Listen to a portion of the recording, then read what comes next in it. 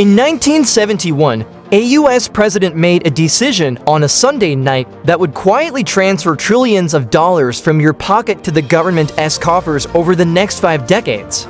No Congress voted on it. No tax bill was passed. You've never seen it on your W-2 form or tax return. And yet, you've been paying it every single day of your life. This isn't some conspiracy theory. It's documented economic policy with a polite name that disguises what it really is. The largest wealth transfer in modern history, happening in slow motion, right under your nose. By the end of this video, you'll understand exactly how this hidden tax works, why governments will never admit what it really is, and most importantly, why the same pattern is accelerating right now as we speak. But first, we need to go back to a time when money actually meant something.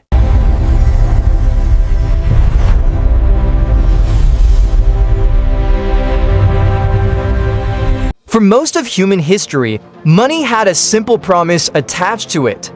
If you held a dollar bill, you could theoretically walk into a bank and exchange it for a fixed amount of gold.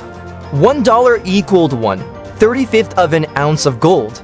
It wasn't just paper, it was a claim on something real. This was called the gold standard, and it had one critical feature that protected ordinary people. Governments couldn't just create money out of thin air whenever they wanted. If they printed too many dollars, people would demand their gold back and the whole system would collapse. It was a natural brake on government spending. But there was a problem brewing, and it had a name: Vietnam. By the late 1960s, the United States was fighting an expensive war in Southeast Asia while simultaneously funding massive domestic programs under President Lyndon Johnson's Great Society. The government was spending far more than it was collecting in taxes. So what did they do? They started printing more dollars to cover the gap. Other countries weren't stupid. France, under President Charles de Gaulle, looked at all these extra dollars flooding the system and thought, wait a minute. If America has printed way more dollars than they have gold to back them up, we better get our gold while we still can. So France started demanding gold in exchange for their dollars. Other nations followed. By August 1971, the United States was facing a crisis. They had promised the world that dollars were as good as gold. But they printed so many dollars that if everyone came to collect, there wouldn't be nearly enough gold to go around. Something had to give, and on August 15, 1971, it did.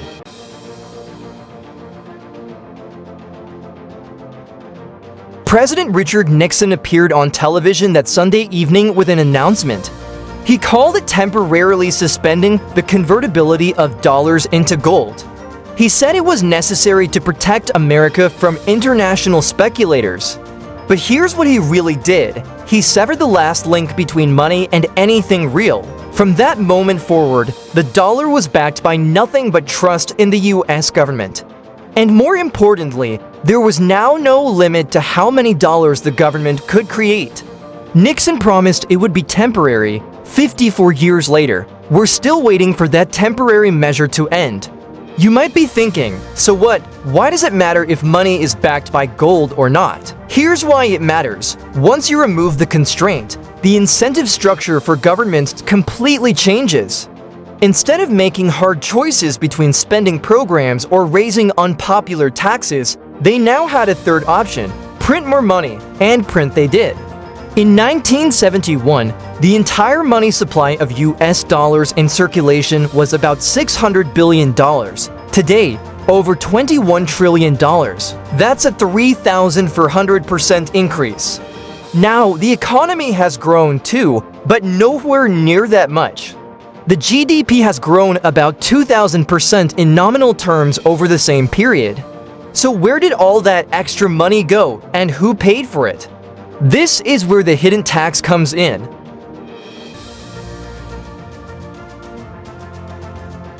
When the government creates new money, it doesn't just appear in your bank account. It enters the economy through specific channels. The government spends it or banks lend it. The people who receive this new money first get to spend it at yesterday's prices. They benefit, but as this new money circulates through the economy, something happens. There are now more dollars chasing the same amount of goods and services. Prices start to rise. By the time this new money reaches ordinary workers and savers, they're existing dollars by less than they did before. This is inflation, and it functions exactly like a tax. Think about it this way. If the government passed a law that said, "We're taking 3% of everyone's savings account this year," people would riot. But when they create enough new money to make prices rise 3%, the effect is identical. Your savings lose 3% of their purchasing power. The numbers in your bank account stay the same, but what those numbers can actually buy quietly shrinks. The difference is that one looks like theft and the other looks like nothing. Just prices going up, natural economic forces. Not the government's fault, but here's the crucial part that most people miss. The government is the primary beneficiary of this process. When they create new money to pay their debts or fund their programs, they're paying with dollars that are worth more today than they will be tomorrow. And when you pay taxes on your salary, you're paying with dollars that are worth less than when you earn them. It's a hidden transfer of wealth from savers to debtors, from workers to borrowers, and the biggest borrower in the room is always the government. Economists even have a term for this: seigniorage. It's the profit the government makes from printing money.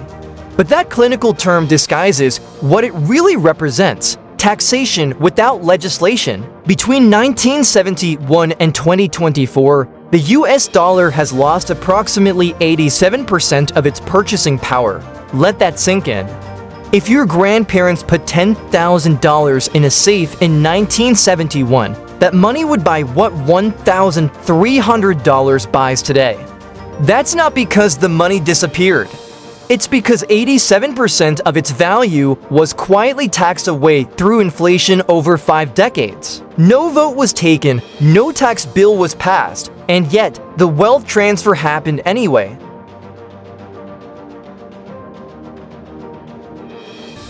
For a while, governments could get away with moderate inflation. 3, 4, maybe 5% a year, uncomfortable, but tolerable. People grumbled about rising prices, but mostly adjusted their expectations. But then came the shocks. In the 1970s, oil prices quadrupled. Combined with all that money printing from the Vietnam War era, inflation exploded into double digits. By 1980, inflation in the United States hit 14%. Interest rates soared above 20%. People's life savings were evaporating in real time. The government tried everything. Price controls, wage freezes, nothing worked. Why? Because you can't fix a problem caused by printing too much money by printing more money. It's like trying to cure a hangover by drinking more alcohol. Eventually, Federal Reserve Chairman Paul Volcker made a brutal decision: stop the money printing, raise interest rates to crushing levels, and trigger a recession to kill inflation. It worked, but millions of people lost their jobs in the process. The medicine was almost as painful as the disease. You'd think the lesson would be learned. Don't use inflation as a hidden tax, because eventually it spirals out of control. But here's the thing about lessons: they only last as long as the people who learn them are still in power.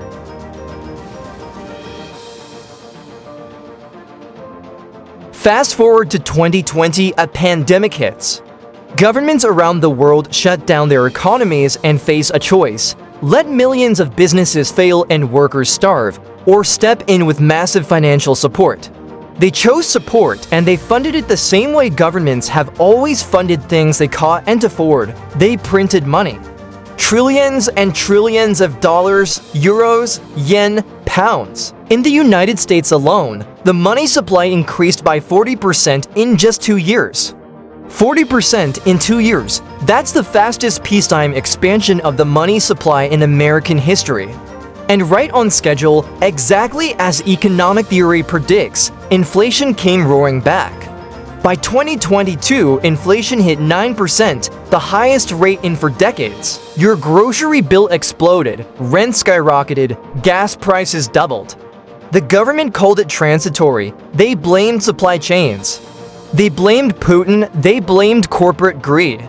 They blamed everything except the obvious cause. They created massive amounts of new money, and that money was chasing a limited supply of goods. But here's what's different this time. The debt levels are so high now that governments are trapped. In the 1980s, Volcker could raise interest rates to 20% because the government's debt was manageable. Today, the US government owes over $36 trillion. Every percentage point increase in interest rate costs hundreds of billions in additional interest payments. The math doesn't work anymore. If they raise rates high enough to truly kill inflation, they'll bankrupt the government through interest payments. If they don't raise rates, inflation persists and people's savings get destroyed. They're stuck between two terrible choices, and guess who pays the price either way? You do. Here's the uncomfortable truth. Inflation as a hidden tax isn't a bug in the system, it's a feature. Every government in history that has controlled its own money supply has eventually succumbed to the temptation to print. Rome debased its silver coins, the French revolutionaries printed assignats. Weimar Germany printed papier marks, Zimbabwe printed trillion-dollar notes. The pattern is always the same. 1. Government faces expensive obligations it can't fund through taxes alone. 2. Government creates new money to bridge the gap. 3. Prices rise as the new money circulates. 4. Government blames external factors, speculators, foreigners, greedy merchants, bad weather. 5. Government creates even more money to fix the problem. 6. The currency eventually collapses or requires painful intervention to stabilize. We're currently somewhere between steps 3 and 4, and the question isn't whether we'll continue down this path. The question is how far we'll go before the breaking point arrives.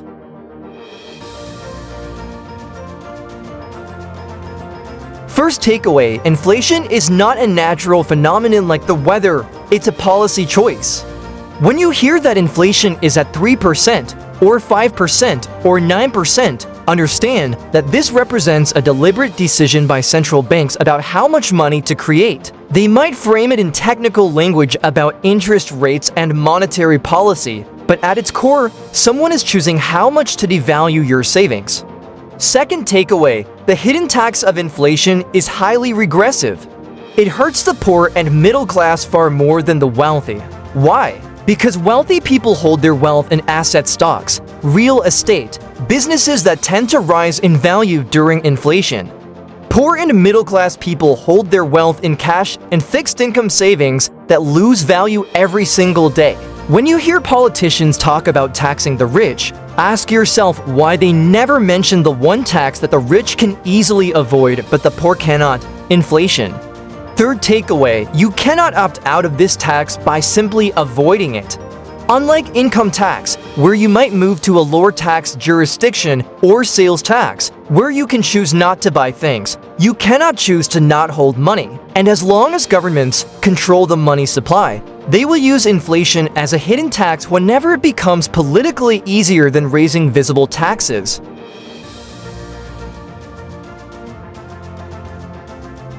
Here's what keeps me up at night. We're living through the largest experiment in monetary policy in human history. Never before have all major economies simultaneously run massive deficits while keeping interest rates artificially low and central banks creating money at this scale. We don't know how this ends. Maybe governments find a way to gradually reduce the debt without triggering inflation or depression. Maybe technological advances create enough real growth to outpace the money printing. Maybe we muddle through for decades with persistent moderate inflation that slowly erodes away the debt burden. Or maybe we don't. Maybe we're one crisis away from governments printing money on a scale that makes the pandemic response look restrained. Maybe the next decade looks more like the 1970s than the 2010s, or maybe it looks like something we haven't seen before. The one thing I can tell you with certainty is this: the incentives haven't changed. Governments still have more obligations than they can fund through taxes. They still control the printing press, and inflation is still the politically easiest way to bridge that gap. If this video changed how you think about inflation and monetary policy, hit that subscribe button because we're going to keep following this story as it unfolds. The next crisis is already being built by today's policies, and you deserve to understand what's coming. Drop a comment below. Do you think governments will ever voluntarily give up inflation as a hidden tax? Or is this just a permanent feature of modern monetary systems? And if you want to understand more about how to protect yourself in an inflationary environment, check out the video I linked in the description about assets that historically preserve value when currencies decline. The hidden tax is still being collected. The question is whether you'll keep paying it without knowing, or whether you'll understand the game well enough to position yourself accordingly. Thanks for watching. I'll see you in the next one.